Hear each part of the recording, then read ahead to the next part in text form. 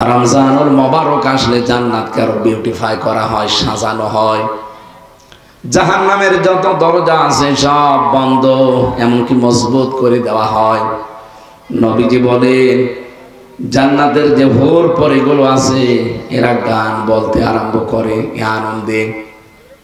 রব্বুল আলামিন বলেন রমজানুল মোবারকে যে রাতে কোরআন নাযিল হয়েছে এই পৃথিবীর মানুষের জন্য এত বেশি উপকার হয়েছে, শুধু একদিন না, হাজার হাজার বছরেও মানুষের এই পৃথিবীতে এত উপকার হয়নি।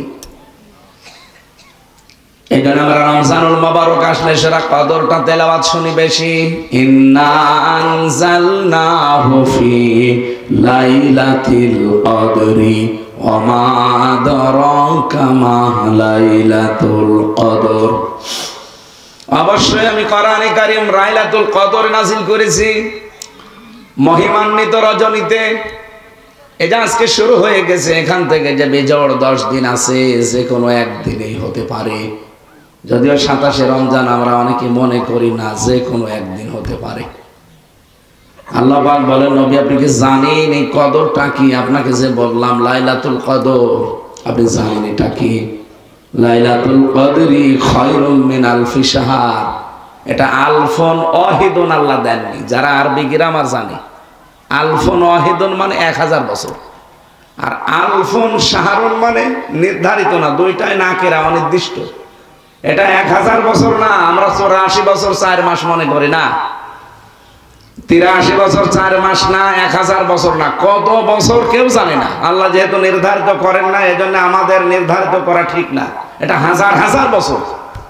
এই পৃথিবীর মানুষের হাজার হাজার বছরও যে উপকার আল্লাহ করেননি, এই একদিনে কোরআনে কারীম নাযিল করে তার চাইতে বেশি উপকার করেছেন। এর নাম লাইলাতুল কদর। কি উপকার করলেন? কোরআনে কারীম নাযিল হওয়ার আগে শ্রমিক তার মর্যাদা মূল্য ফিরে পায়নি, পেত না। মেয়েরা তাদের সম্মান মর্যাদা পায়নি, পেত না। মেয়েলোক হলে তাদেরকে জীবিত খবর দিয়ে দিত। শ্রমিককে কাজ করিয়ে টাকা দেওয়া দূরের কথা, আর পিটাতো। শ্রমের কোনো মর্যাদা ছিল না, নারীর মর্যাদা ছিল না, মানবতারও কোনো দাম ছিল না পৃথিবীতে। এই কোরআনে আল্লাহ এমন এমন বিধান নাযিল করে মেয়েদের মর্যাদা, শ্রমের মর্যাদা, নারীর মর্যাদা এত বেশি বাড়িয়ে দিয়েছেন যে হাজার হাজার বছরও পৃথিবীর মানুষকে আল্লাহ যা দেয়নি কোরআনের ভেতরে তাই দিয়ে ধন্য করেছেন। সুবহানাল্লাহ। শ্রমের মর্যাদা এত বাড়িয়ে দিলেন বেশি। নবীজি বললেন আল কাসিবু হাবিবুল্লাহ, যারা কাজ করে খায় এরা সাধারণ মানুষ আর থাকে না, এরা আল্লাহর বন্ধু হয়ে যায়। আপনি খেয়াল করেন শব্দের দিকে, যারা কাজ করে খায় এরা কিন্তু আর সাধারণ মানুষ নেই, এরা আল্লাহর বন্ধু। আর একটা ভ্রান্ত ধারণায় বাংলাদেশের মানুষ আর পাকিস্তানি আর ভারতে আছে। আল্লাহর বন্ধু তাদেরকে মনে করি যাদের কোনো কাজ নেই, শুধু বসে বসে খায়। ওই যে বিভিন্ন গাছতলায় বসে আছে, বিভিন্ন দরবারে বসে আছে। বলেন তোর কোন কাজ আছে? দরবারে বসে আপনার কোন কাজ বলেন? আপনি শুধু 24 ঘন্টা বসে থাকা আর হু হু করা ছাড়া কোনো কাজ আছে? গাছতলায় যারা বসে আছে, বাঁশতলায় আস্তানা করে, কোন কাজ আপনার বলেন? আপনাকে তো আল্লাহ বানিয়েছে লাকাদ খালাকনাল ইনসানা ফি কাবাদ। অবশ্যই আমি মানুষকে বানিয়েছি পরিশ্রম করার জন্য। আপনার এই শরীর, আপনার এই মেধা, এগুলো তো শ্রম দিয়ে পৃথিবীর মানুষকে কিছু দেওয়া লাগবে। আর চিন্তা ভাবনা করে, শরীর দিয়ে গবেষণা করে, আমাদের ব্রেন দিয়ে, মাথা দিয়ে কি কিছু বানাতে পারি। আমরা একটা সই বানাতে পারি, একটা গ্লাস বানাতে পারি। পানি খেয়ে বাঁচা লাগবে, একটা গ্লাস, একটা মগ, এগুলো আমাদের ব্রেনে আসে না। একটা সই বানানো লাগবে, কাপড় চোপড় অন্তত সেলাই করে যেন লজ্জাস্থান ঢাকা যায়, সেটাও বানাতে পারি না। কি কি করেন আপনি? আপনাকে তো আল্লাহ বানিয়েছে চিন্তা ভাবনা করার জন্য, গবেষণা করার জন্য, শ্রম দেওয়ার জন্য। এই জন্য পৃথিবীতে যারা শ্রম দেয়, ঘাম ঝরায়, ওয়াতুল আজিরা আজরাহু ক্বাবলা ইয়াজফারাহু, শ্রমিকের ঘাম শুকিয়ে যাওয়ার আগে তার পারিশ্রমিক তার হাতে ধরিয়ে দাও, এই নির্দেশ কার? আর কত মানুষের রমজানেও শ্রমিকের পয়সা মেরে খায়। এই গাজীপুর জেলায় বেশি, কারণ এখানে গার্মেন্টস বেশি। কি যারা দায়িত্বে আছে, কত মানুষ এই যে 8 ঘন্টা 10 ঘন্টা 12 ঘন্টা ডিউটি করে, তাদের যা দেওয়া দরকার এগুলো না দিয়ে, শ্রমের মর্যাদা না দিয়ে আপনারা আরো টাকা পয়সা মেরে খান। আপনি মানুষ, শ্রমিকের পয়সা মেরে না খেয়ে পায়খানা খাওয়া ভালো। যেহেতু শুধু এটা গাজীপুরে থাকছে না, কত কিরমান কাতিবিন দেখছেন না, এটা তামাম দুনিয়ায় পৌঁছাবে। আমি 8-9 দিন মালয়েশিয়া ছিলাম, সিঙ্গাপুরে। মালয়েশিয়া দেখলাম ওখানে ওয়াজ বাজতেছে এক দোকানে। কি গো, ভাষা কি? আমি বাড়ি যশোরে। একজন বলছে আমার বাড়ি পাকিস্তান, একজন বলে আমার বাড়ি থাইল্যান্ড। এখানে কি এ ওয়াজ বুঝতেছে? হুজুর সব বুঝে ফেলেছি। এতদিন শুনতে শুনতে আপনার ভাষা সব আমাদের বোঝা হয়ে গেছে। আসলেও তো শ্রমিকের মর্যাদা নেই, শ্রমের মর্যাদা আমাদেরকে দেওয়া হয় না। আমরা এই দেশ থেকে, বাংলাদেশ, পাকিস্তান থেকে আর ভারত থেকে আসে ওরা। এই যে আমার সাথে 2 জন কাজ করছেন 12 বছর, একজন পাকিস্তানের 2 জন ভারতের। এরা আসতে 1,20,000 টাকা খরচ হয়েছে বাংলাদেশের টাকায়। অথচ ভারত, কলকাতা থেকে যারা যায়, বাংলাদেশ থেকে যারা যায়, ডিস্টেন্স প্রায় সমান সমান। মালয়েশিয়া, সিঙ্গাপুরে, কি কথা বুঝতেছে?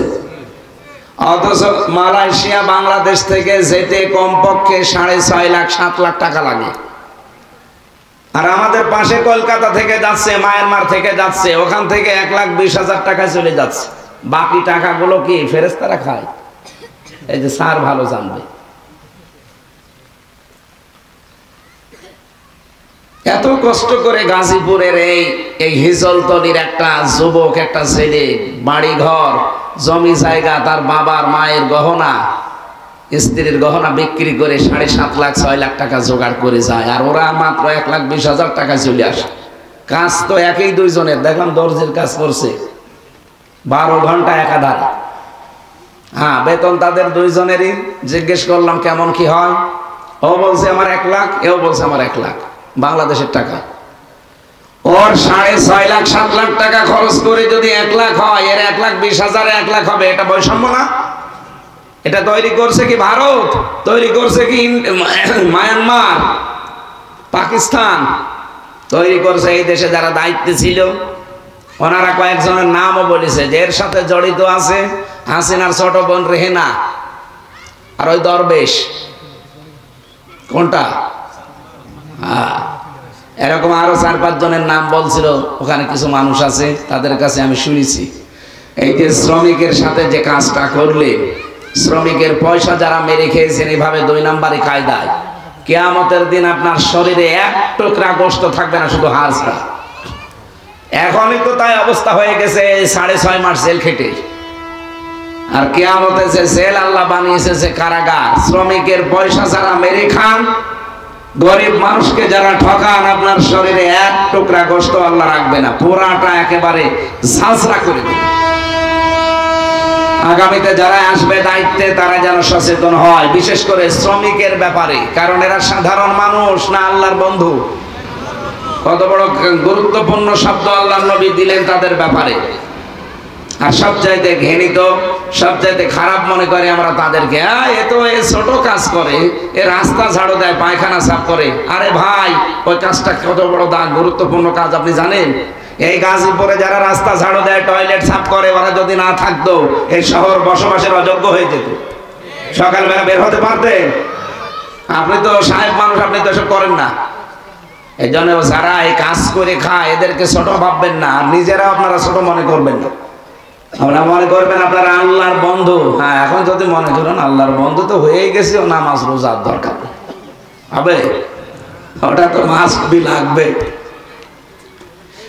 কোরআনে কারিমে আল্লাহ উদ্বুদ্ধ করছেন, ফাইদা কুদিয়াতিস সালাতু ফান্তাশিরু ফিল আরদি ওয়াবতাগু মিন ফাদলিল্লাহ ওয়াযকুরুল্লাহা কাসীরান লাআল্লাকুম তুফলিহুন। যখন নামাজ শেষ হয়ে যায়, মসজিদে আর বসে থাকার দরকার নেই, ছড়িয়ে যাও, ছিটিয়ে পড়ো, যেখানে যার কর্মজীবন আছে ওই জায়গায় যাও। কিন্তু সাবধান, মসজিদে যেভাবে আল্লাহকে স্মরণ করতে, অতটুকু স্মরণ কর্মজীবনে করলে হবে না। উনি সচিবালয়ে কাজ করতেন, নামাজ পড়েছে মাত্র 5 ওয়াক্ত নামাজ পড়তে 1 ঘন্টা 10 মিনিট লাগে, আর ওনার ডিউটি ছিল সচিবালয়ে 8 ঘন্টা। ওই 8টা ঘন্টা যদি আল্লাহর স্মরণে থেকে নামাজে যেভাবে আল্লাহকে স্মরণ করেছিল, মনে রেখেছিল, ওই 8 ঘন্টাও যদি ওভাবে আল্লাহর কথা মনে রেখে অন্যায় কোনো কাজ এই হাত দিয়ে না করে, এই মেধা দিয়ে না করে, 1 ঘন্টা 10 মিনিট নামাজ পড়ে যে সওয়াব পেয়েছে, পুরো 8 ঘন্টা ডিউটি করে একই সওয়াব পাবে। 8 ঘন্টায় যে নামাজের মতো সওয়াব হয় এটা অনেকে জানেই না, মনে করে না এ দুনিয়ার কাজ। কে বলেছে আপনাকে দুনিয়ার কাজ বলে কোনো কাজ নেই? যা করবেন ওইটা আখিরাতের কাজ। পৃথিবীতে মানুষ যেটা করে ওইটা দিয়ে তার আখিরাত তৈরি হয়। দুনিয়ার কাজ বলে কিচ্ছু নেই। যা করবেন ওটা কিসের কাজ? আরো জোরে বলেন। এই জন্য নামাজ ছিল 5 ওয়াক্ত নামাজ পড়তে মাত্র 1 ঘন্টা 10 মিনিটে শেষ, আর বাকি যে 22 ঘন্টা 50 মিনিট সময় এখনো দুনিয়ায় কাটাবে। কিভাবে কাটাবে? 8 ঘন্টা না ডিউটি করলো সঠিকভাবে আল্লাহর কথা স্মরণ করে আল্লাহর বিধান অনুযায়ী, তাহলে 8 আর ওদিকে 1 ঘন্টা 10, 9 ঘন্টা 10 মিনিট পুরাটা মনে করেন আর ইবাদত হয়ে গেল, আর বাকি তো এখনো আছে। এই ঘন্টাগুলো কি করবে? উনি তো 6 ঘন্টা বা 8 ঘন্টা ঘুমাবে। ঘুমানোর সময় যদি বলে বিসমি আল্লাহুম্মা বিসমিকা আমুতু ওয়া আহইয়া আস্তাগফিরুল্লাহ আল্লাযী লা ইলাহা ইল্লা হুয়াল হাইয়্যুল কাইয়্যুম ওয়া আতুবু ইলাইহি, এতটুকু পড়ে যদি ঘুমিয়ে যেতে পারে 8 ঘন্টা আইনি নামাজের মতো সওয়াব পাবে। উনি কি আছে বলেন তো? ঘুমিয়ে আছে। বলেন বলেন। উনি যে 8 ঘন্টা ঘুমিয়ে নামাজে দাঁড়িয়ে যে সওয়াব পেত ওই সওয়াব পাবে, এটা এতদিন জানতেন। এমনকি ওনার স্ত্রীকে যদি শাসন করে যে তুমি আমার বাড়িতে থাকতে হলে ফরজ নামাজ পড়ো না, যদি শাসায়, এমনকি যদি মারধরও করে নামাজের জন্য, ওই মারধর করাটাও ইবাদত হিসাবে আল্লাহ লিখে নেবে। 4টা কারণে স্ত্রীকে মারা যায়, শাসন করা যায়, কিন্তু 4 জায়গায় মারা যায় না, মাথায়, মুখে, বুকে আর পিঠে। এই 4 জায়গা বাদ দিয়ে বাকি জায়গায় আপনি তাকে 4টা কারণে মারতে পারবেন, যদি ফরজ নামাজ না পড়ে, ফরজ রোজা না রাখে, সঙ্গত কারণ। যদি ফরজ পর্দা যেটা আছে এটা না করে, 4 নাম্বার স্বামীর জায়েজ হুকুম যেটা, এটা যদি না মানে, এই 4টা যদি না মানতে চায় তাহলে তাকে শাসনের জন্য মারা যায়।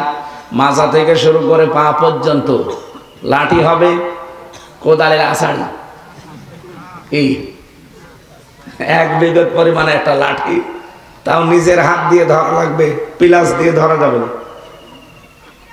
একদিন আমার বলছে হুজুর লাঠি 1 হাত হোক, 1 বিঘত হোক, আমি পিলাস দিয়ে ধরে বড় করে মারব। নাই তো 1 বিঘত লাঠি যদি নিজের হাত দিয়ে ধরে মারা যায়, ও ছাতা কি লাগবে? ও তো মারলে হবে না, গুঁতো দেওয়া লাগবে। না, স্ত্রীর গায়ে হাত তোলা এটা ইতর মানুষের কাজ। আমি যে পয়েন্টে কথা বলছিলাম, আপনি নামাজ শেষ হয়ে গেলে মসজিদে আর থাকতে পারেন না, অথচ নামাজের আগে আল্লাহ ওয়াজকুরুল্লাহ শব্দটা দেননি। কোরআনে দেখবেন নেই, কিন্তু যেখানে কাজের কথা, কর্মজীবনের কথা, প্র্যাকটিক্যাল লাইফের কথা সঙ্গে সঙ্গে আল্লাহ দিয়েছেন ওয়াজকুরুল্লাহ। তার মানে নামাজের চাইতে বেশি স্মরণ করা লাগবে কর্মজীবনে। এইটা আজ মুসলমানদের ভেতরে নেই, এ কারণে আমরা উঠে দাঁড়াতে পারি না। অন্যান্য জাতিগুলো আমি দেখে আসলাম, তারা আল্লাহকে বিশ্বাস করে না, কোরআন বিশ্বাস করে না, কিন্তু তাদের কর্মজীবনে এই মানুষগুলো দায়িত্বশীল, এই জন্য তারা দাঁড়িয়ে যাচ্ছে। মালয়েশিয়ার মতো দেশ, এত বড় বিশাল দেশ, বাংলাদেশের মতো প্রায় 5টা জোড়া দিলে যত বড় হবে, এত বড় মানুষ মাত্র 3 কোটি, তাও বাংলাদেশ থেকে 20 লাখ, ইন্ডিয়া থেকে এরকম আরো 30 লাখ, থাইল্যান্ড থেকে এসেছে, পাকিস্তান থেকে গেছে আরো 20 লাখ, এরকম সব মিলে 1 কোটি, আর ওরা খুব বেশি হলেও 2 কোটি। এই হচ্ছে তাদের রাষ্ট্র। মাত্র 3 কোটি মানুষ নিয়ে এরকম 5টা বিশাল দেশ, তারা আজ উন্নত। আর আমাদের 20 কোটির উপরে মানুষ আমরা, তাদের যদি 3 কোটি মানুষের 6 কোটি হাত হয়, আমাদের 20 কোটি মানুষের 40 কোটি হাত। কথা বলেন, এই হাতগুলো আমরা যদি আজ কাজে লাগাতে পারতাম, এই মানুষকে যদি মানুষ সম্পদে পরিণত করতে পারতাম, এই দেশটা দাঁড়িয়ে যেত। মালয়েশিয়া 2004 সালের পর থেকে দাঁড়িয়েছে, আমরা তার আগে দাঁড়িয়ে যেতে পারতাম।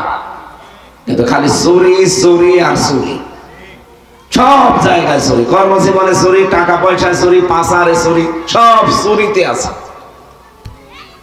আর এই চুরির আইনটা কোরআন দিয়ে পাশ করতে দিতে চায় না তারা, যারা সব চাইতে বড় বড় চোর।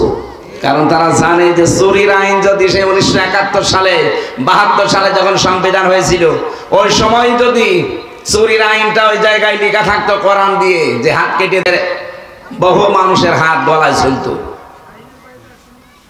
এই জন্য ওরা কোরআনের এই আইনকে বর্বর আইন বলতো। একজন মারা গেছে, আমি নাম নিলাম না, উনি বলতো কোরআনের এই আইনটা সূরা মায়েদার এই 37 নম্বর আয়াত, 38 নম্বর আয়াত, আস-সারিকু ওয়াস-সারিকাতু ফাকতাউ আইদিয়াহুমা, চোর চুরি করলে নারী হোক পুরুষ হোক, সাক্ষ্য প্রমাণে যদি ধরা হয় তার হাত কেটে দাও। এই নির্দেশ কার? উনি বলতো এটা বর্বর আইন। কারণ সে জানে যে আমার কালো বিড়াল বের হয়ে গেছে, যদি এটা প্রমাণ হয় তাহলে আমার কি কাটা যাবে।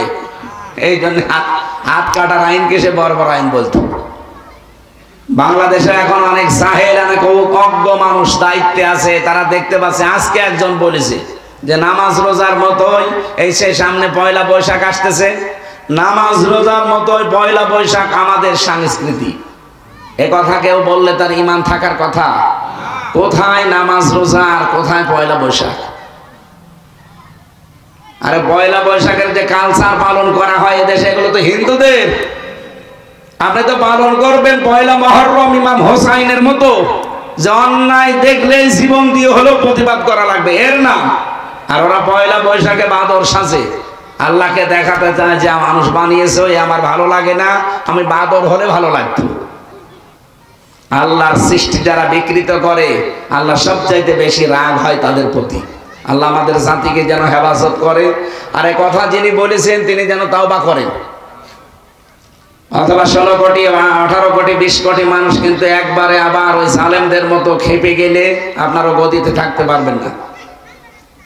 এদেশের মানুষের আর কিছু না থাক, অন্তত এতটুকু ঈমান আছে যে আল্লাহ রাসূলের উপরে কোনো আঘাত আসলে এরা আর তখন দল বেদল দেখে না। কি কথা বলেন না কেন?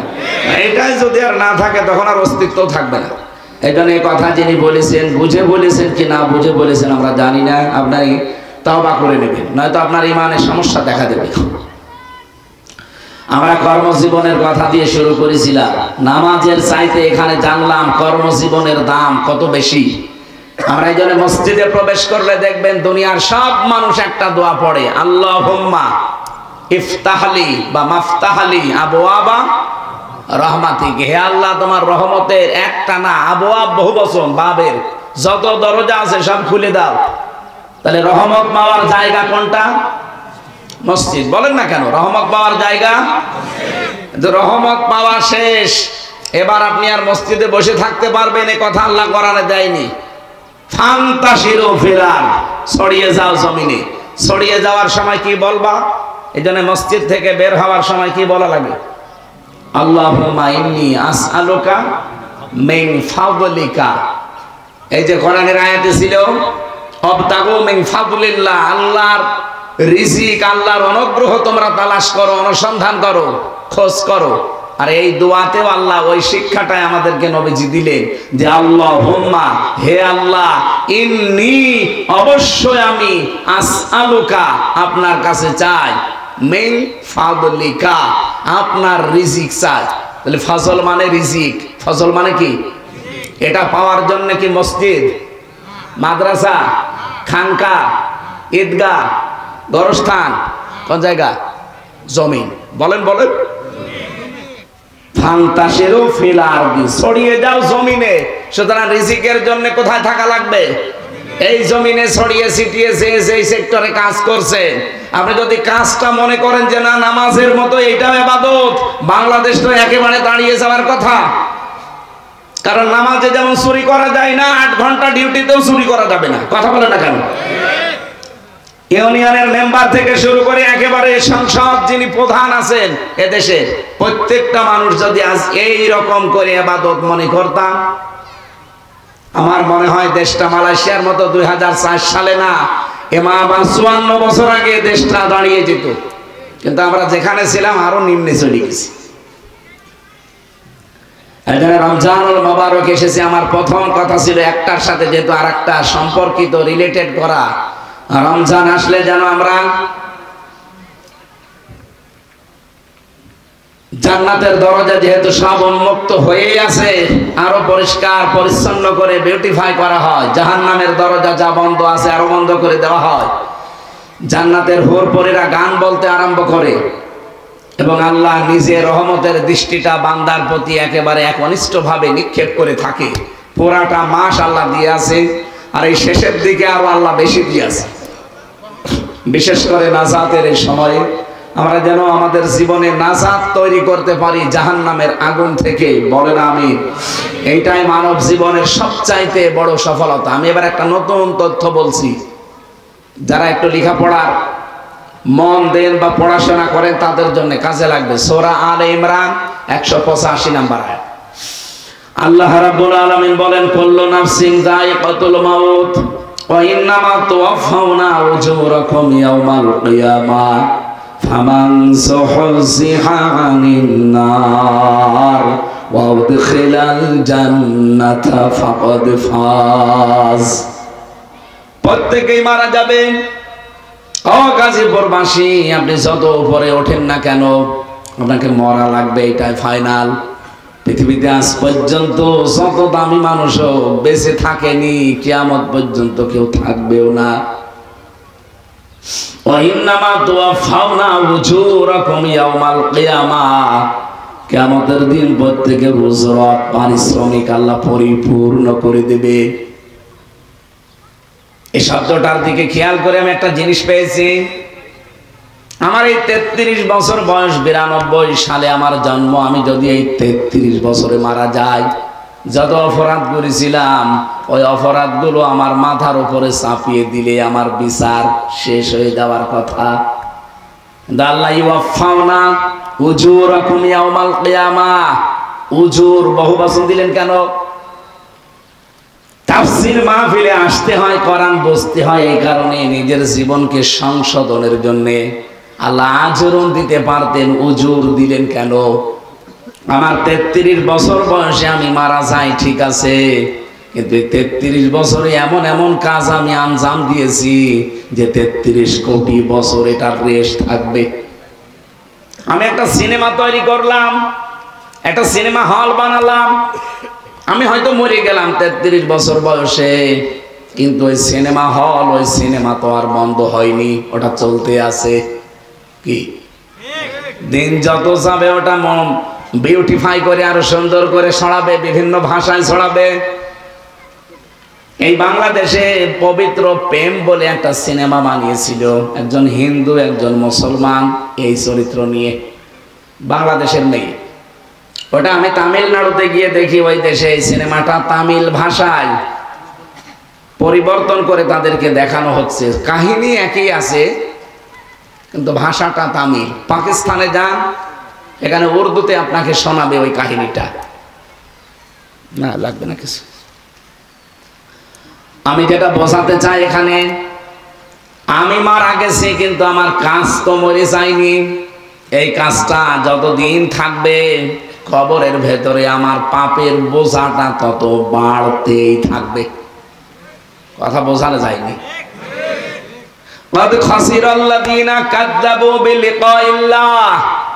সূরা আনামের 30 নম্বর আয়াতে আল্লাহ জানিয়েছেন অবশ্যই ক্ষতিগ্রস্ত হয়ে গেছে ওই মানুষগুলো, ক্ষতিগ্রস্ত হবে না হয়ে গেছে। কারা? যারা আল্লাহর সাক্ষাৎ এটা অবিশ্বাস করে, মিথ্যা মনে করে যে আল্লাহর সাথে সাক্ষাৎ হবে, দাঁড়ানো লাগবে, জীবনের পুরাটার হিসাব দিয়ে আল্লাহ পরিপূর্ণ উজুরত দেবে, এটা তারা বিশ্বাস করে না। আল্লাহ বলেন তারা ক্ষতিগ্রস্ত হয়ে গেছে। হাত্তা ইযা জাতুহুমুস সাআতু বাগতাতান, হঠাৎ করে যখন তাদের সামনে সাত চলে আসে, এখানে সাতের অর্থ দুইটা, একটা মৃত্যু আর একটা কিয়ামত। হঠাৎ করে মরণ যখন চলে আসে, বলু ইয়া হাসরাতানা, ওই মানুষগুলো পেছনের দিকে তাকিয়ে আফসোস করে যে কি পাঠালাম আমি, আমার এই জীবনে আমি কি পাঠিয়েছি। আলামা ফাররাতনা ফিহা, আমার জীবনে আমি যা কামাই করেছি এর জন্য আমার এখন আফসোস হয়। ওয়াহুম ইয়াহমিলুনা আওসারহুম আলা যুহুরিহিম, এই যে ঝাড়, ঝাড় এক বছর, আওসার বহু বছর। ঝাড় মানে বোঝা, আওসার মানে বোঝা সমূহ। আল্লাহ বলেন ওয়া মানে এবং হম মানে তারা, ইয়াহমিলুন হামালা, ইয়াহমিলু মানে বহন করা। এটা মোজারে, বর্তমান, ভবিষ্যৎ, প্রেজেন্ট, ফিউচার।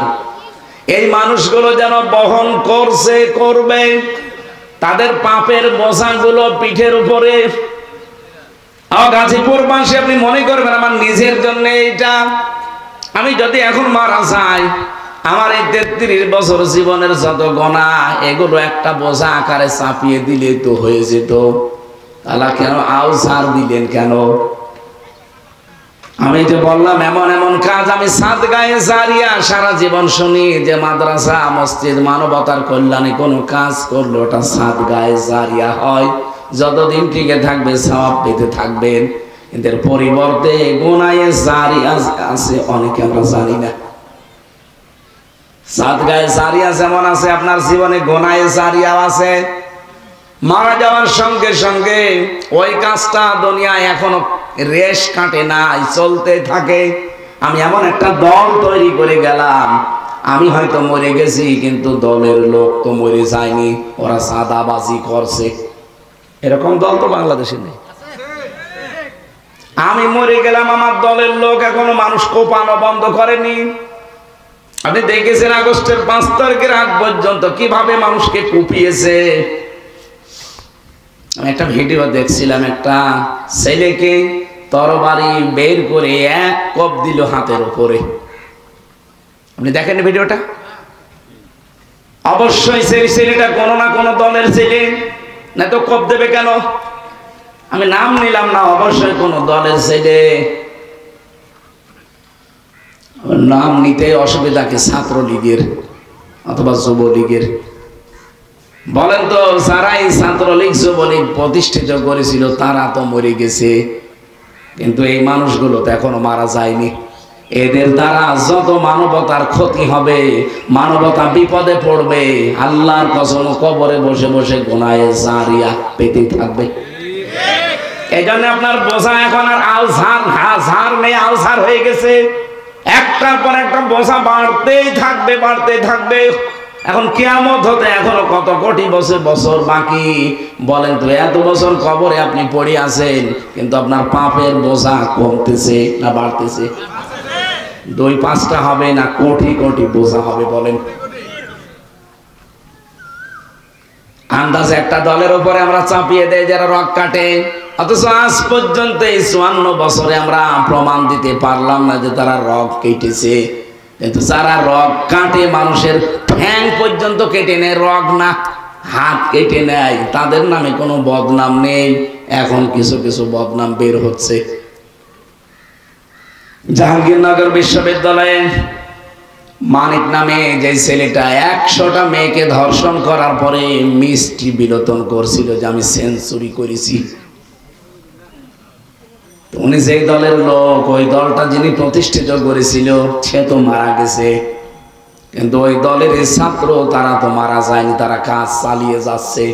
বাবা শাহজালাল সব হালাল। 100টা মেয়েকে ধর্ষণ করে যদি আপনি চিন্তা করতে পারেন, মিষ্টি বিলোতন করছে যে আমি সাকসেস, আমি আজকে সেঞ্চুরি করেছি। উনি তো মরে গেল, কিন্তু এই কাজগুলো যতদিন এই দুনিয়া জীবিত থাকবে, যত মানুষ ধর্ষণের শিকার হবে, যে কয়েকদিন আগে আসিয়া, এইটাও গোনাও তার আমলনামায় যাবে। কারণ তারা ধর্ষণ করে আনন্দ করে, উল্লাস করে। যত মানুষ এই ধর্ষণের শিকার হবে, সব গোনাগুলো যিনি দল কায়েম করেছিল তার আমলনামায় যে পাপের বোঝা বাড়তেই থাকবে। আমরা শুধু জানি আদম নবীর সন্তান হাবিল আর কাবিল, ওনারা একজন আর একজনকে পৃথিবীতে মেরে ফেলেছিল। এজন্য কিয়ামত পর্যন্ত যত অবৈধ হত্যা হবে তার 1% কাবিলের আমল নামায় যাবে। হ্যাঁ যাবে, কেন? কারণ প্রথম তিনি মানুষ মেরেছিলেন। এইটা যদি আপনি সহজে বুঝে ফেলেন যে কিয়ামত পর্যন্ত কাবিল এই লোকটা একটা মানুষকে মাত্র হত্যা করেছিল দুনিয়ায়, কিন্তু যত মানুষ কিয়ামত পর্যন্ত হত্যা হবে অবৈধভাবে, 2024 সালের 5 আগস্টের আগ পর্যন্ত 2732 জন মানুষ মারা গেছে সরকারি হিসাবে। কেউ না কেউ মেরে ফেলেছে, কি নাকি এমনি মরে গেছে? যেই মারুক না কেন তারা ওই কাবিলের মতো পার্সেন্টেজ পেতে থাকবে। কাবিলের বোঝা যদি কোটি কোটি হয়, আপনার বোঝা কয়টা হবে আপনি নিজে বলেন? এই জন্য আল্লাহ কিয়ামত বানিয়েছেন। উজু রকম দেওয়ার পরে দেখবেন ইলা ইয়াউমিল কিয়ামা, আল্লাহ পাক বলেন আমি এটা দুনিয়ায় দেব না, এটা দেওয়ার একটা জায়গা বানিয়েছি, তার নাম কিয়ামত। কারণ তোমাকে আমি একটা জীবন দিলাম, তুমি একজন মানুষকে মেরে ফেললে, তোমাকে মেরে ফেললে তো শেষ, কিন্তু না, তুমি যদি একা 1000 মানুষ হত্যা করার কারণ হয়ে দাঁড়াও, তোমার ইশারায় যদি 1000 মানুষ মারা যায়, তোমাকে একবার মেরে ফেললে তো হবে না, তোমাকে মারা লাগবে 1000 বার। দুনিয়া এরকম জায়গা আছে? বলেন বলেন, আপনি তো একবার মেরলে শেষ, তো 1000 বার মারবো কি করে? এই জন্য আল্লাহ কিয়ামত বানিয়েছেন। ফামান কে কইন্নামা তুওয়াফাউনা উজুরাকুম ইয়াউমাল কিয়ামাহ, কিয়ামতের ময়দানে তোর পারিশ্রমিক, তোর উজুরত আমাকে পরিপূর্ণ করে আমি দিয়ে দেব। যা তুই যা যা করেছিলি, তুই যদি একটা কারণ হয়ে থাকিস 20,000 মানুষ হত্যা করার, তোকে আমি 20,000 বার কিয়ামতে মারবো। কিভাবে মারবো? তোর চামড়া পাল্টাবো, শুধু চামড়া একটার পরে একটা পাল্টাতেই থাকবে। চামড়া পরিবর্তন করে নতুন চামড়া লাগানোটাতে কত বড় কঠিন কাজ, আপনি একটু লাগিয়ে দেখেন। আল্লাহ বলেন কিয়ামতে এই শাস্তিটা বৃদ্ধি করার জন্য আমি আল্লাহ ময়দানে মাহশার বানিয়েছি। ফামানে যুহজিহা আনিন নার ওয়া উদখিলাল জান্নাতা ফাকাদ ফাজ, ওই লোকটার জীবন সফল যাকে আল্লাহ জাহান্নামের আগুন থেকে মুক্ত করে জান্নাত দিয়ে দিয়েছে। এদিকে তাকান, খুব গুরুত্বপূর্ণ বিষয়টা। ফামান যুহজিহা আনিন নার, আল্লাহ বলেন সফল ওই লোকটার জীবন যেই লোকটাকে জাহান্নাম থেকে আল্লাহ বাঁচিয়ে দিয়েছে। না বাঁচাবে, বাঁচাবে বাঁচাবে এই কথা কোরআনে আছে, বাঁচিয়ে দিয়েছে এই কথা কোরআনে নেই, কারণ এটা বর্তমান ভবিষ্যতের শব্দ। আল্লাহ মাঝি অতীতের শব্দ দেননি যে তাকে বাঁচিয়ে দেওয়া হয়ে গেছে, না। আল্লাহ বলেন ওই লোকটার জীবন সফল যাকে আল্লাহ জাহান্নামের আগুন থেকে বাঁচাবে, ওয়াদখিলাল জান্নাহ, আর জান্নাতে প্রবেশ করাবে। ফাকাদ ফাজ, সেই লোকটা সফল হয়ে গেছে। এবার আসেন তো এই আয়াতের বাস্তব ব্যাখ্যা পেয়েছি আমি দুইটা। এক নম্বরে কিয়ামতে আসল কিন্তু হার জিতের জায়গা, ওখানে সফলতা ব্যর্থতার আসল জায়গা ময়দান। দুনিয়ার জীবনে সফল বিফলের কোনো মায়ের পেছ নেই। এখানে যদি আপনি বিফল হয়ে মারা যান, কিয়ামতে যদি আল্লাহ জাহান্নামের আগুন থেকে আপনাকে মুক্ত করে জান্নাতে দিয়ে দেয়, আপনার জীবন সফল। এটা তো মরণের পরে গেল। আর একটা ব্যাখ্যা আছে, দ্বিতীয় ব্যাখ্যা হচ্ছে আপনাকে যদি আল্লাহ জাহান্নামের কাজগুলো আস্তে আস্তে ছেড়ে দেওয়ার তৌফিক দেয়, আর জান্নাতের কাজগুলো আস্তে আস্তে করার সুযোগ করে দেয়, আপনি মনে করবেন আপনার জীবন সফল। আমি বোঝাতে পারছি কথা? আপনি এবার ভাবেন তো আপনি কোন জায়গায় আছেন। জাহান্নামের কাজগুলো, অন্যায়গুলোকে আস্তে আস্তে আমি ছেড়ে দিতে পারছি, আর জান্নাতের কাজগুলোকে আমি আস্তে আস্তে ধরতে পারছি। যদি পারেন এরকম জীবন যদি তৈরি হয়, বুঝবেন আপনার ফাকাদ ফাজ, জীবন সফল হচ্ছে। আমাল হায়াতুদ দুনিয়া ইল্লা মাতাউল গুরুর, আল্লাহ আফসোস করে বলেন বান্দারা, দুনিয়ার জীবন কিন্তু ধোঁকা। কি বলেন বলেন। আপনার মা বাবা ধোঁকা আপনার জন্যে, আপনার সন্তানাদি, আপনার স্ত্রী, আপনার ভাই বোন, পৃথিবীর সব কিছু আপনার জন্য ধোঁকা। আপনার সম্পদ আদি, সন্তান আদি, দুনিয়ায় যত কিছু আল্লাহ বলেন গুরুর, এটা ধোঁকা। এর বাস্তব প্রমাণ আমরা এখন নিজেরাই টের পাচ্ছি। 200 বছর আগে যে লোকটা মারা গেছে, ওই লোকটা যদি এখন গাজীপুরে এসে বলে যে এই জমি জায়গা আমার, এই বাড়ি আমার, আপনি ঢুকতে দেবেন? আমি আমার নিজেরটা বলছি। আমার বাবার নাম রিয়াজ উদ্দিন, তার বাবার নাম জাহান আলী, তার বাবার নাম নমাজ আলী, তারপরে আমি জানি না। এই যে নমাজ আলীর বাবা যিনি, সত্যি কথা বলছে আমি জানি না। সে যাই হোক, তার নাম মনে করেন মোহাম্মদ আলী। এই যে এই লোকটা খুব বেশি হলো মাত্র 200 বছর আগে মরে গেছে। তাকে আমি কোনোদিন দেখিনি, কারণ আমি নমাজ আলীকেও দেখিনি। আমি জাহান আলী পর্যন্ত দেখেছি, এরপরে আমি আর দেখিনি। নমাজ আলীর বাপ তো আরো দূরের কথা, উনিও আমাকে দেখেনি, আমার নামও শোনেনি, আমি ওনার নাম শুনিনি, ওনাকে তো দেখিওনি। এখন যদি উনি এই 200 বছর পরে কুষ্টিয়ায় ফিরে আসে, এসে বলে যদি এই 2 তলা বাড়ি আমার, এই জমি জায়গা আমি বানিয়েছিলাম, আমি এখানে থাকতে চাই, ওনাকে থাকতে দেব? কিসের নমাজ আলীর বাপ আপনি? আমি তো নমাজ আলীকে চিনি না, কারণ আপনিও আমাকে দেখেননি, আপনাকেও আমি দেখিনি, আমি চিনিও না। এমনকি এই গ্রামে এখন যারা আছে কেউ আপনাকে চেনে না। এইটার নাম দুনিয়া। আল্লাহ বারবার কোরআনে আয়াতটা দিয়েছেন, আমাল হায়াতুদ দুনিয়া ইল্লা মাতাউল গুরুর। হে পৃথিবীর মানুষেরা, দুনিয়ার জীবনটা কিন্তু ধোঁকা, এটা প্রতারণা ছাড়া আর কিছু না। এই জন্য এইটার পেছনে পড়ে আমার বিশাল আখিরাত যেন ভুলে যেও না। আমার ম্যাডাম আমাকে ভালোবাসে, আমি জানি। কত মানুষ আছি আমরা এই পৃথিবীতে, রমজানুল মোবারক চলে যাচ্ছে, নিজের আখিরাতের পুঁজি তৈরি না করে স্ত্রীর মুখে হাসি ফোটানোর জন্যে, তাকে সুখী রাখার জন্যে, শান্তি দেওয়ার জন্যে বৈধ অবৈধ নেই, বাম হাত ডান হাতের কামার একসাথে করে। এটা রেকর্ড হচ্ছে, এই কারণে বলছি সারা দুনিয়া এখন যাচ্ছে। আপনি ডান হাত বাম হাতের কামা একসাথে করে 2 তলা থেকে 20 তলা বানিয়ে দিয়ে চলে গেলেন। এখনই মারা যান, এক্ষুনি মারা গেলে আজকে রাত যদি আমার ম্যাডামকে কেউ বলে হামজা মরে গেছে, একটু পাহারা দেন, বলবেন না, জিন আসবে। কি বলবে? আমি একা পারবো না পাহারা দিতে, আরো 3-4 জন মহিলা দেন। না, আমি একা থাকতে পারবো না। পাহারা যদি দেয়ও, যদি বলা হয় সারা জীবন তো আপনার কাছে ছিল, আপনি খাটের উপরে ছিলেন 2 জন, আজকে আপনি থাকবেন খাটের উপরে আর হামজাকে খাটের নিচে মাটি দেব, বলবেন না, জিন আসবে। মাটি তো দিতে দেবেই না, সকালবেলা বলবে কবরে নিয়ে যান। হ্যাঁ, পাগলের মতো হয়ে যাবে, খাওয়া দাওয়া হয়তো বন্ধ করে দেবে। 2 দিন 5 দিন 7 দিন পরে দেখবেন স্বাভাবিক হয়ে গেছে তার জীবনও। 4 মাস 10 দিন পার হতে হতে তার মা বাবা মিলে দেখবেন তার বিয়ে দিয়ে দেবে অন্য জায়গায়। মাত্র 2-3 দিন 4 দিন 5 দিন সংসার করার পরে ঠিক আমার ম্যাডাম তার বাবার কাছে কল দিয়ে, মায়ের কাছে কল দিয়ে বলবে, বাবা মা, হামজা তো আর কি ছিল, এখন যার সাথে আছে 100 গুণ ভালো মানুষ, আমি ডিলেট হয়ে গেছি। অথচ এই 5 তলা 2 তলা থেকে 5 তলা আমি বানিয়েছিলাম। কথা বলে ঠিক কিনা?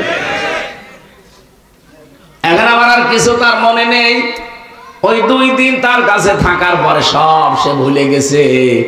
বাবার কাছে এখন শোনামও হয় তার, যে হামজারে কি দেখে দিয়েছিলেন, এখন যা পেয়েছি এর মতো আর জিনিস হয় না। আমি নিজে যেহেতু উপলব্ধি করছি, আপনাদেরকে উপলব্ধি করাচ্ছি। দুনিয়ার জীবন কিন্তু এরকমই। এজন্য কার পেছনে থেকে আপনার বিশাল আখিরাত আপনি নষ্ট করবেন বলেন? আল্লাহ আমাকে যেমন বুঝ দিচ্ছেন, প্রত্যেকে যেমন এই বুঝটা ক্লিয়ার করে দেন, বলেন আমিন। আমি শ্রমিকের কথা বলতে গিয়ে পর্যন্ত এসেছিলাম। এই জন্য শ্রমিকের মর্যাদা অনেক বেশি। যারা কাজ করে খান, বাড়িতে হোক, জমিনে হোক, যে যেখানে আমরা কাজে আছি আমরা নিজেকে যেন ছোট মনে না করি, মনেই করবেন যে আমি কাজে না, আমি ইবাদতে আছি। প্রত্যেকটা মানুষ যদি বাংলাদেশে আমরা এটা মনে করতাম, রমজান মাস প্রতি বছর বছর আসা লাগতো না, একবারে রমজান সফল হয়ে যেত। 2 নম্বরে রমজানের দাম বেড়েছিল যেহেতু কোরআনের কারণে, এর সাথে সম্পৃক্ততা বাড়াবেন। 3 নম্বরে আমি নিয়েছিলাম, 3 নাম্বারটা কি আপনাদের যদি কিছু মনেই না থাকে তাই আমি বলেই যাবো, আপনি শুনিয়ে যাবেন। এই জন্যই তো 45 মিনিটের বেশি কথা বলা ঠিক না, কারণ মাথায় কথা ধরার একটা লিমিট আছে। আমি বলেই গেলাম 2 ঘন্টা ধরে, আপনি শুনিয়েই গেলেন না। আমি কয়টা বিষয়ের কথা বলতে চাচ্ছি বলেন তো? 4টা। প্রথম কি? রমজান। প্রথম কি? 2 নম্বরে কোরআন, 3 নম্বরে সিয়াম, 4 নম্বরে তাকওয়া। এই 4টা তো মনে রাখা যায়। এবার আসেন গুরুত্বপূর্ণ একটা তথ্য, আপনি এর আগে আমার যতটুকু জানা আপনি এর আগে কোনোদিন শোনেননি, আজকে শুনবেন। 3 নম্বরে যেটা বললাম সিয়াম। পৃথিবীতে যত নবীকে আল্লাহ পাঠিয়েছেন প্রত্যেকটা নবীর উপরে সিয়াম ছিল ফরজ। কুতিবা আলাইকুমুস সিয়াম কামা কুতিবা আলাল্লাযিনা মিন ক্বাবলিকুম, তোমাদের উপরে রোজা লিখে দিলাম, ফরজ করে দিলাম। শুধু তোমাদের উপরে না, তোমাদের পূর্বে যারা দুনিয়া থেকে বিদায় নিয়েছে সবার উপরে রোজা কি? আরো জোরে বলেন। সবার উপরে সিয়াম ছিল ফরজ, কিন্তু সাওম না। এদিকে তাকান।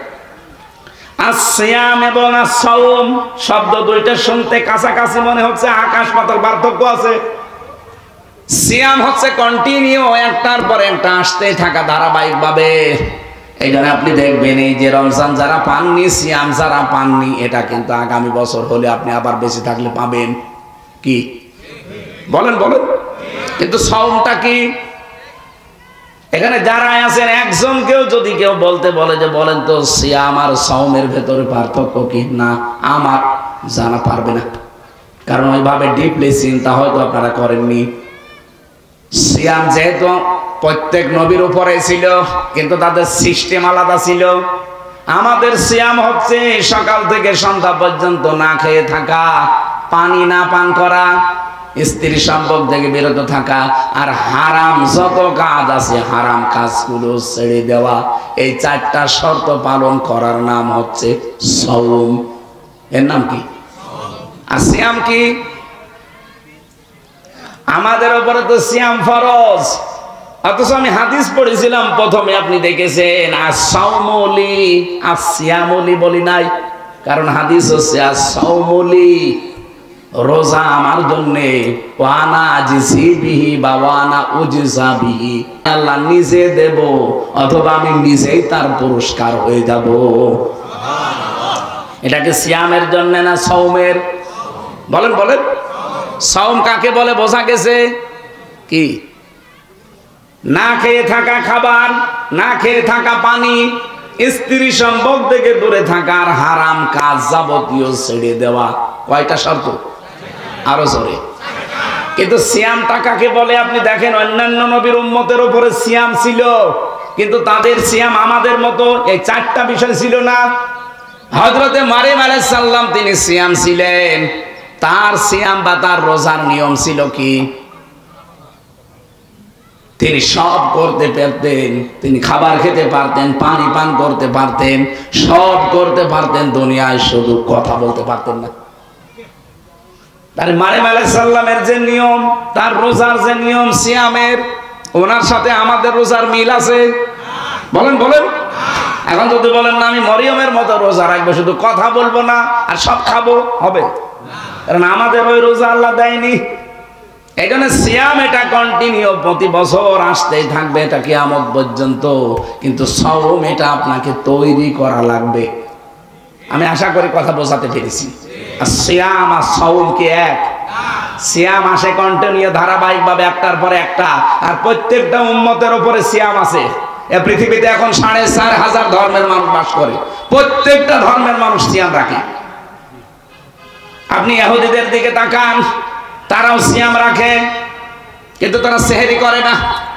খ্রিস্টানদের দিকে তাকান, তারাও সিয়াম করে, কিন্তু তারা ইফতারি করে না। এই যে হিন্দু যারা মুশরিক, এরাও বাবা মা মরে গেলে সিয়ামি করে, রোজায় রাখে, উপোস বলে, কি বলে?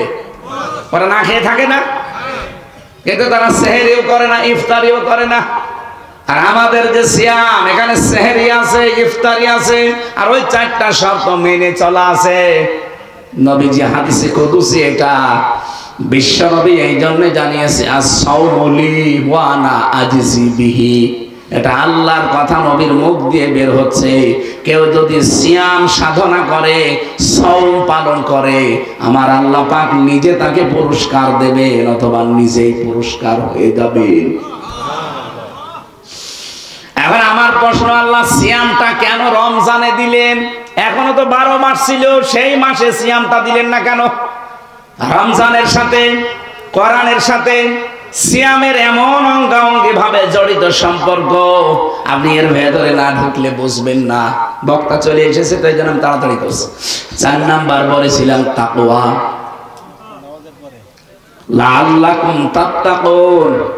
রব্বুল আলামিন বলেন সিয়ামটা দিয়েছি এই কারণে যাতে তোমরা তাকওয়াবান হতে পারো, তাকওয়া অর্জন করতে পারো।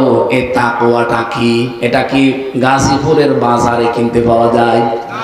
এইবারে ভালো করে শুনবেন, এতক্ষণ যা করেছেন আমি কিছু বলি নাই, এদিকে তাকান। এবার এই 4টা বিষয়, আমি এটাও জানি যে 4টা বিষয় জীবনে শোনেননি, এখনই শুনবেন। তাকওয়া মানে আমার মতো জব্বা গায়ে দিয়ে, পাগড়ি মাথায় দিয়ে, সুন্দর টুপি মাথায় দিয়ে, হাতে তসবিহ নিয়ে হো হো করা না। তাকওয়ার ব্যাখ্যা পেয়েছি আমি 4টা। হযরতে আলীকে জিজ্ঞাসা করা হচ্ছে, ও আলী, তাকওয়া কাকে বলে? হযরতে আলী নবীর জামাই বললেন, 4টা বিষয় যার ভেতরে পাওয়া যাবে সে যেন মনে করে আমার ভেতরে তাকওয়া তৈরি হয়েছে। আমি এবার প্রশ্নটা ছেড়ে দিলাম, বলেন তো, যে 4টা বিষয় হযরতে আলী বলেছিলেন, যে 4টা বিষয় যদি আপনার ভেতরে থাকে তাহলে আপনি বুঝবেন আপনি তাকওয়াবান হয়েছেন। আর যদি না থাকে, আপনি যতই বুজুর্গ দাবি করেন, আপনি বুজুর্গ না, আপনি বেজির্গ। চলে এসেছে, এত বড় বক্তা চলে আসলে কথা বলা যায়। আলহামদুলিল্লাহ। ভাই, আমাদের শ্রদ্ধাভাজন বড় ভাই মাওলানা আব্দুল্লাহ আলামিন, আন্তর্জাতিক অঙ্গনের কারি, আপনারা তেলাওয়াত শুনলে বুঝবেন। আলোচনা উন্নত মানের আলোচনা করেন। ওনাদের কণ্ঠ, সাজি সাহেবের বিদায় নিয়েছে, কিন্তু কণ্ঠটা মনে হয় আল্লাহ ওইটা পরিবর্তন করে ওনারে দিয়ে দিয়েছে। হ্যাঁ, এখানে আরেকবার রয়েছে। আলহামদুলিল্লাহ, ভাইয়ের কথা শুনলাম। আমি রোজার মাস, এরপরে আমার আরেকটা অনুষ্ঠান আছে গাজীপুর, কি বলে ওটা, টাঙ্গাইলে, দেলদুয়ারে। রোজার মাসে যদি প্রতিদিন এই 2-3 ঘন্টা করে কথা বলা লাগে, আমার তো গলা শুকিয়ে শেষে বলবো পানি দিন, পানি দিন। এই জন্য বেশি কথা বলা ঠিক না। রোজার মাসে এই ক্লাসের মতো সর্বোচ্চ 40-45 মিনিটে শেষ করা দরকার। 1 ঘন্টা আমাদের হয়ে গেছে, আমরা আর বাড়াতে চাই না। শুধু 4টা বিষয় খুব তাড়াতাড়ি ব্যাখ্যা ছাড়া বলি, আপনি মনে করে রাখবেন, লিখে রাখবেন। 1 নম্বরে আল খাউফু মিনাল জালিল, আল্লাহর ভয় তৈরি করা। আল্লাহকে যেমন না দেখে আপনি ভয় করছেন, বিশ্বাস করছেন, না দেখে ভয় করা লাগবে। 2 নম্বরে আল আমালু বিত-তানজিল, আল্লাহর কোরআন অনুযায়ী আপনার আমল হওয়া লাগবে, কাজ হওয়া লাগবে। আমাদের কাজ আমল হয়, কিন্তু কোরআনের বাইরে। এখানে কাজ কারবার যদি কোরআন কেন্দ্রিক হয়, কোরআনের সাথে সম্পৃক্ত হয়, তখন আপনি বুঝবেন যে আপনার ভেতরে তাকওয়া আছে। নামাজ এটা কোরআনের আমল না? রোজা কোরআনের আমল না? এই কথা বলেন না কেন? হজ করা কোরআনের আমল না? কয়বার করে আছে কোরআনে? নামাজের কথা খুব বেশি হলো আপনি 82 বার পাবেন। রোজা রাখা লাগবে কথাটা সর্বোচ্চ আপনি 1 জায়গায় পাবেন। হজ করা লাগবে কথাটা জীবনে কোরআনে 1 জায়গায় পাবেন। যাকাত দেওয়া লাগবে কথাটা আপনি 82 জায়গায় পাবেন। কিন্তু এদেশে ইসলাম প্রতিষ্ঠিত করা লাগবে, দিন কায়েম করা লাগবে, এই কথাটা আছে 918 জায়গায়। কোরআনের আমল এইগুলো। আপনি নামাজটা মেনে নিলেন, রোজাটা মেনে নিলেন, হজটা মেনে নিলেন, যাকাতটা মেনে নিলেন, 56,000 বর্গ মাইলে যে কোরআনে কারিম প্রতিষ্ঠিত করা লাগবে, এটা আপনি মানেন না। আর কেউ মানতে বললে আপনি বলেন এটা ধর্ম ব্যবসা। একবার বলে দেখা। তাহলে এইটা যদি ধর্ম ব্যবসা হয়, নামাজও কি ওইটা ধর্ম ব্যবসা? 9টা এর ভেতরে আছে, আর 918 জায়গায় আছে এইটা যে আকিমুদ্দিন, দিন কায়েম করো, ডাইরেক্ট হোক ইনডাইরেক্ট হোক। হয়তো এক জায়গায় আপনি আকিমুদ্দিন পাবেন, অন্য জায়গায় পাবেন আলালাহুল খালক ওয়াল আমরু, আরেক জায়গায় পাবেন ইনিল হুকমু ইল্লা লিল্লাহ। এরকম বিধানগুলো আছে। তাহলে সবগুলোর সামারাইজ করলে আমি 918 জায়গায় পুরা কোরআনে পেয়েছি। ওইগুলোর কথা বললেই মানুষের কাছে আমরা কালার হয়ে যাই, বলে হুজুর বেশি বুঝে। অথচ নামাজের কথা সুর দিয়ে বলি, মানুষ কান্নাকাটি করবে, বলবে খুব ভালো মানুষ। ওই ভালো মানুষটা যখন বলে যে আকিমুদ্দিন, এটা কায়েম করা লাগবে। কারণ খৌফ, ভয়, তাকওয়া যদি কেউ তৈরি করতে চায়, কোরআনের বাইরে আমল করলে তার তাকওয়া তৈরি হবে না। আমরা আপনাকে আহ্বান জানাবো, আজকে শফিউদ্দিন নাকি নাম যেন দেখলাম, এই শফিউদ্দিন সাহেব দিন কায়েমের আন্দোলনে যুক্ত হয়েছেন। উনি বুঝে শুনে যুক্ত হয়েছেন, আন্দাজে যুক্ত হয়নি। উনি মনে করে নামাজ যেমন ফরজ, রোজা যেমন ফরজ, দিন কায়েম করা ঠিক ওইরকম ফরজ। এই কারণে এত রিস্কের ভেতরে ওই কাজগুলো তারা আঞ্জাম দিয়ে যায়। কিন্তু বাকি যে মানুষগুলো আমরা দেখি, কেন এই কাজকে আপনি ফরজ মনে করেন না? খালি নামাজ ফরজ, রোজা ফরজ, এটা ফরজ না? এটা আজ বাংলাদেশের 18-20 কোটি মানুষ যদি আমরা শফিউদ্দিনের মতো মনে করতাম না এটা ফরজ, এই বাংলাদেশে দিন কায়েম হতে দেরি হয়। কিন্তু আমরা এই তাকওয়ার এই পর্যায়ে যেতে পারিনি। সে হুজুর বলেন আর খেজুর বলেন। 3 নম্বরে আল কিনায়াত বিল কলিল, অল্পে তুষ্ট থাকা। অল্পে তুষ্ট থাকতে পারি না আমরা, এই কারণে দেশটা আরো বসে যায়। এখন এত ঋণ এই দেশে, একটা মানুষ জন্ম নিলে 1,10,000 টাকা তার মাথার উপরে ঋণ। অল্পে তুষ্ট থাকলে এই কাজ হতো না। টাকাগুলো সব আপনি পাচার করে করে বাইরে বেগম পাড়া, সাহেব পাড়া বানিয়েছে। থাকতে তো পারেন না। মালয়েশিয়া দেখেছি, হোটেলে ওঠার পরে নিচতলায় নেমে কি এখানে বসে কি করেন? হুজুর আমরা আগে পালিয়েছি। সাহেব পাড়া বানিয়েছেন, ওখানে থাকবেন না? ওখান থেকে মায়ের খাবো। বাংলার জনগণ এখানে আছে, পিটিয়ে হাত দাঁড়িয়ে ফেলবে। কি করলেন আপনি? সাহেব পাড়া বানালে থাকতে পারেন না। টাকাগুলো যদি এই দেশে কর্মসংস্থান তৈরি করতেন, মানবতার কাজে লাগাতেন, দিনের কাজে লাগাতেন, এই দেশে 36 লাখ যুবক, এই যে সালসানে, এই যুবকগুলো বাইরের দেশে যে রাস্তা ঝাড়ু দেয়, পায়খানা সাফ করে, রুটি বানায়, কাপড় সেলাই করে, এগুলো করা লাগতো না। এই দেশে তারা সম্মানজনক রিজিক কামাই করতে পারতো। এই কথাগুলো দেখেন। এটার জন্য যারা দায়ী তাদেরকে ক্ষমা করা যায় কোন লাইনে? এই জন্যই তো বাংলার জনগণ চাচ্ছে না যে তারা আবার স্বাভাবিক আসুক। আসলে ওরা আবার অস্বাভাবিক করে ফেলবে। সুতরাং যেখানে আছে সেখানে থাক। দরকার হয় দাদারে মুসলমানি দিয়ে বিয়ে দিয়ে দিন। বুড়ে বয়সে মুসলমানি দিয়ে একটা সমস্যা আছে। হাসান দরকার হয় আমরা বাংলাদেশ থেকে পাঠাবো, বুড়ো হাসান পাঠাবো যেন চোখ বন্ধ করে কেটে দেয়, সাথে গোড়া কাকে যেখানে কাটে কাটে। তারপরও দাদার মুসলমান না হলে তার বিয়ে সাথে হচ্ছে না। দাদারও শুনলাম যে বউ নেই, আর আমাদের ওইটারও নাকি স্বামী নেই। কি ওই একটা গান শুনছিলাম সেদিন, মোদির বউ নাই, পরেরটা জানি না। তো দুইটারে একসাথে মিলিয়ে অন্তত এই বুড়ো বয়সে যদি ছেলে মেয়ে হয় কিছু, ও আত্মীয় স্বজন আমরা আরো বাড়াই, তখন আমাদের আর বর্ডার থাকবে না। বাবা শাহজালাল সব হালাল হয়ে যাবে না। যারা গেছে বিদায় নিয়ে তারা আর ফিরে আসার চিন্তা ভাবনা যদি করে, পৃথিবীর ইতিহাস পাল্টিয়ে যাবে। আজ পর্যন্ত কোনো পালানো মানুষ ফিরে এসেছে? সুতরাং এদেরকে যারা পুনর্বাসন করার জন্য বিভিন্ন রকমের চিন্তা ভাবনায় আছেন, আপনার চিন্তা থেকে সরে আসেন। এদেশের মানুষ কিন্তু আগস্টের 5 তারিখের আগে নেই, এটা পাল্টিয়ে গেছে। এক কথা বলে না কেন? যে যেখান থেকে এটা চেষ্টা চালাবেন ব্যর্থ হবেন। সে সেনাবাহিনী হোক আর অন্য বাহিনী হোক, যেখানে যারা আছে, আমরা দেখছি সেনাবাহিনীর যিনি প্রধান, উনি অলরেডি আত্মীয়তার সম্পর্ক ছিন্ন করে জাহান্নামী হয়ে গেছে।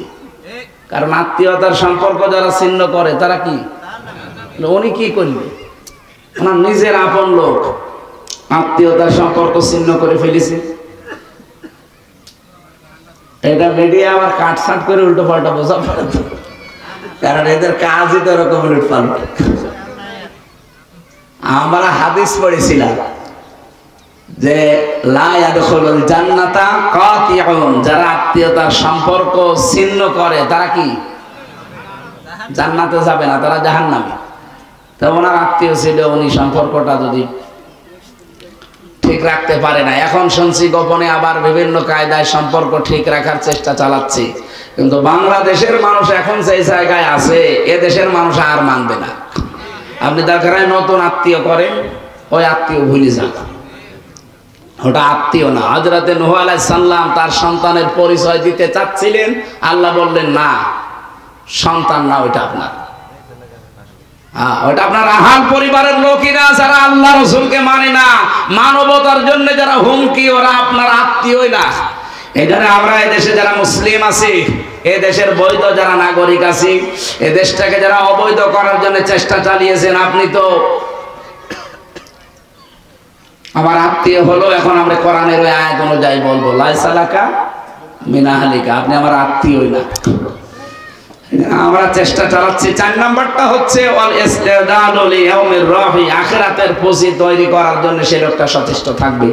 আল্লাহ রাব্বুল আলামিন আমাদেরকে 4টা যে স্তর বললাম, আল্লাহর ভয় তৈরি করা, কোরআনের আমল করা, অল্পে তুষ্ট থাকা, আর আখিরাতের পুঁজি তৈরি করার জন্য চেষ্টা চালানো। এই 4টা যার ভেতরে আছে তার ভেতরে তাকওয়া আছে, আর 4টা যার ভেতরে নেই সে আকাশ দিয়ে উড়ে গেলে ওর ভেতরে তাকওয়া নেই। যেহেতু রমজান এসেছে আমাদেরকে তাকওয়া শিক্ষা দেওয়ার জন্য, আর কোরআনে কারিম আল্লাহ নাযিল করেছেন রমজানে, ইন্না আনজালনাহু ফি লাইলাতিন মুবারাকা, অবশ্যই আমি আল্লাহ কোরআন নাযিল করেছি একটা বরকতময় রজনীতে। ইন্না কুন্না মুনযিরিন, আর আমি নিজে সতর্ককারী। সতর্ককারীকে আমরা শুধু অ্যাডভার্টাইজ করছি, আসল সতর্ককারীকে কোরআনে আল্লাহ এরকম সতর্কবাণী দিয়েছেন 500। ফিহা ইফরাকু কুল্লু আমরিন হাকিম, আল্লাহ এই কোরআন নাযিল করেছেন যেই দিন, ওই দিন তিনি গুরুত্বপূর্ণ কিছু সিদ্ধান্ত নেবেন। যেহেতু 27 রমজান সামনে, 21, 23, 25, 27, 29 এর ভেতরে যে কোনো একদিন আল্লাহ রাব্বুল আলামিন গুরুত্বপূর্ণ কিছু সিদ্ধান্ত নেবেন। আমরা দোয়া করছি মুসাফির অবস্থায়, রোজাদার অবস্থায়, আল্লাহ যেন আমাদের এই দেশটা যত ষড়যন্ত্র হচ্ছে সব কিছুকে নস্যাৎ করে এমন কিছু গুরুত্বপূর্ণ সিদ্ধান্ত আমাদের ব্যাপারে নেন, আমরা যেন সামনে কোরআন সংসদে চলছে এটা দেখে মরতে পারি। আমার কথার অর্থ বোঝা গেছে, আমি জানি আপনারা বুঝেছেন। ফিহা ইফরাকু কুল্লু আমরিন হাকিম, আল্লাহ কিছু গুরুত্বপূর্ণ সিদ্ধান্ত নেবেন এই রাতে। সুতরাং আমরা বারবার দোয়া করব, আমাদের যত রকমের ষড়যন্ত্র হচ্ছে দেশ নিয়ে, দেশে বিদেশের মাটিতে, সব আল্লাহ যেন নিজে নস্যাৎ করে দেয়, আর এমন কিছু বরকতময় সিদ্ধান্ত আল্লাহ যেন নেয় যেটা ওই যে হাজার হাজার বছরও হয়নি। কোরআন নাযিল করে আল্লাহ যেটা দিয়েছে সেটা পাওয়া যাবে যদি এটা সংসদে যায়। আল্লাহ রাব্বুল আলামিন ওই দৃশ্য দেখে মরার তৌফিক আমাদের দান করুন, আমিন। আমি যেহেতু ভাই আছে সামনে, উনি মেয়েদের ব্যাপারেও কথা বলবেন, আর আমার এখন 2টায় ওঠা লাগবে ওখানে, আর মাত্র 40 মিনিট আছে, ওখানে যে আবার কথা বলবো সেটা গাইডে। আজকের মতো শেষ করে বিদায় নিলাম। যতটুকু বলেছি প্রত্যেককে আল্লাহ যেন আমল করার সুযোগ দেন। আমি একটা প্রশ্ন করছি, আমি যতটুকু বললাম কিছু না কিছু বোঝা গেছে? আলহামদুলিল্লাহ। আমি জানি আমার কথা মানুষ বোঝে, আমি বিশ্বাসও করি, আমলও করবেন। আমি সহ প্রত্যেককে আমল করার তৌফিক কামনা করে শেষ করলাম। আসসালামু আলাইকুম। ওয়া আনা আজিসি বিহি ওয়া আনা উজসা বিহি, রাহু ইবনে মাজাহ। ওয়া মা যাদাহুম ইল্লা ঈমানা ওয়া তাসলিমা। আল্লাহুম্মা সাল্লি আলা মুহাম্মাদ ওয়া আলিহি ওয়া সাহবিহি ওয়া বারিক ওয়া সাল্লিম। আলহামদুলিল্লাহ। গাজীপুর জেলার কালিয়াকৈর থানার অন্তর্গত বাজ হিজলতলী যুব সমাজের উদ্যোগে মাহে রমজান উপলক্ষে বাংলাদেশ স্বাধীন হয়েছিল 16ই ডিসেম্বর। এটা আমাদের মনে আছে। যতদিন এই দেশের অস্তিত্ব থাকবে ততদিন এই দিনটা পালন করা হবে। এই যে মার্চ মাসের 7 মার্চ, 26 মার্চ, এই সমস্ত দিনগুলো কি প্রতিদিন পালন করা হয়? এই দিন জাতীয়ভাবে এদেশের সব মানুষ দল মত নির্বিশেষে পালন করে। কেন? এটা উল্লেখযোগ্য কাজ হয়েছিল এই দিন। মাহে রমজান উপলক্ষে এলাকার যুব সমাজেরা যে আয়োজন করেছে, একে স্মরণীয় বরণীয় করে রাখার জন্যে এটা আসলে নিয়ম যে গুরুত্বপূর্ণ কোনো কাজ যদি ঘটে যায়, ওটা যতদিন পর্যন্ত অস্তিত্ব থাকবে ততদিন ওইটা স্মরণ রাখার জন্যে, আগামী প্রজন্মকে মনে রাখার জন্যে এটা চালু রাখতে হয়। বাংলাদেশের 16ই ডিসেম্বর পালন করা প্রতি বছর লাগবে কেন? ও তো হয়েছিল মাত্র একদিন, তা সে 1971 সালে। 53-54 বছর পার হয়ে গেল, এখনো পর্যন্ত 16ই ডিসেম্বর আসলে সারা বাংলাদেশ এটা পালন করে। যতদিন এই দেশ টিকে থাকবে ততদিন পালন হতে থাকবে। আর রমজানুল মোবারক একটা গুরুত্বপূর্ণ বিষয় মানব জাতির জন্য। কোরআনে আপনি 12টা মাসের নাম পাবেন না, একবারে আল্লাহ 12টা মাস এই কথা দিয়েছে। একটু ভালো করে শুনবেন, আমি গতানুগতিক কথা বলতে চাই না, কোনো কথা বললে ওখান থেকে কি পাওয়া যায় সেটা বের করার চেষ্টা করি।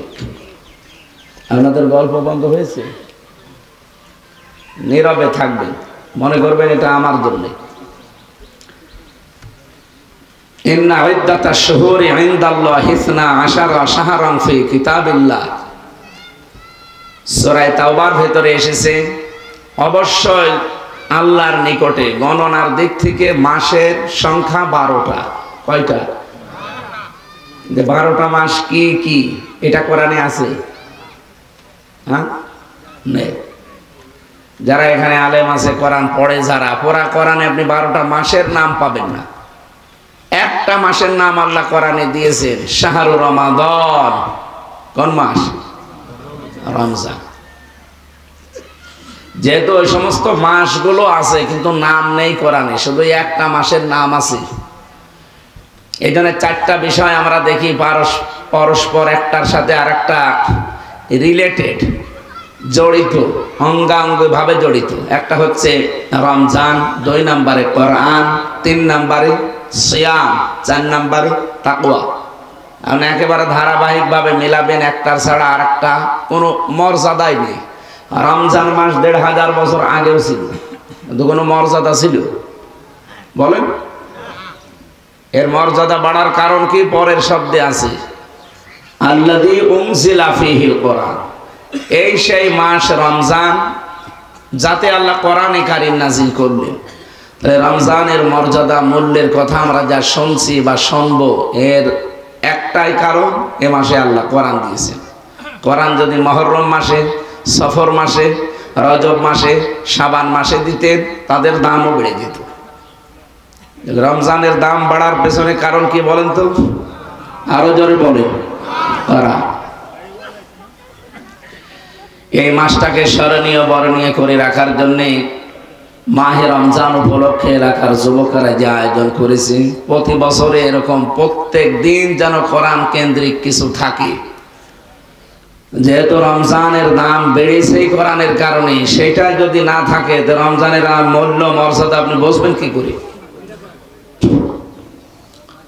আজকের মাহফিলের সম্মানিত সভাপতি জনাব মোহাম্মদ হেলাল উদ্দিন, প্রধান অতিথি জনাব মুজিবুর রহমান, বিশেষ অতিথি জনাব মোহাম্মদ শফি উদ্দিন, জনাব মোফাজ্জল হোসেন। এখানে সম্মানিত অতিথি আপনাদের এলাকার কৃতি সন্তান, সাবেক সচিব, শ্রদ্ধাভাজন ব্যক্তিত্ব জনাব শাহ আলম বকশী, আতালাল্লাহু উমরাহু ওয়া বারাকাল্লাহু ফি হায়াতি। বলেন আমিন। আমার পরে যিনি কথা বলবেন, বাংলাদেশের প্রথিতযশা আলেমে দ্বীন, ইসলামিক চিন্তাবিদ মাওলানা আব্দুল্লাহ আল আমিন। এরপরে মনে হয় কথা বলার আর কেউ নেই। বাকি যারা নাম দেখছি এনারা কথা বলেছেন, মাওলানা জামাল উদ্দিন, মুফতি আব্দুর রউফ, মাওলানা হুসাইন মাহফুজ, মাওলানা নাসির আহমেদ, অন্যান্য সম্মানিত ব্যক্তিবর্গ, সামনে বসা মুসলমান ভাইরা, পর্দার আড়ালের সম্মানিতা মা এবং বোনেরা, এইগুলো বন্ধ করতে বলেন। এই বসো বসো বসো বসে পড়ো। এই আপনাদের কাজ আছে, এখানে দাঁড়িয়ে কি করেন? বসে পড়ে। কাউকে এখানে দাঁড়িয়ে থাকা লাগবে না, বসে।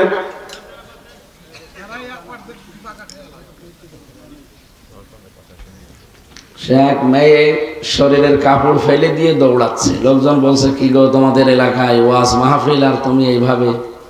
মাহফিল দিয়েছি তাই কত না, আমার শোনা লাগবে। এদের অবস্থা তো তাই, এরা সারা দুনিয়া ছড়াবে আর এরা নিজেরা না শুনে উল্টা পাল্টার দিকে আছে। এই কাজ শেষ হয়ে গেলে বসেন, আজকে আপনাদের ওয়াজ হবে, বসেন।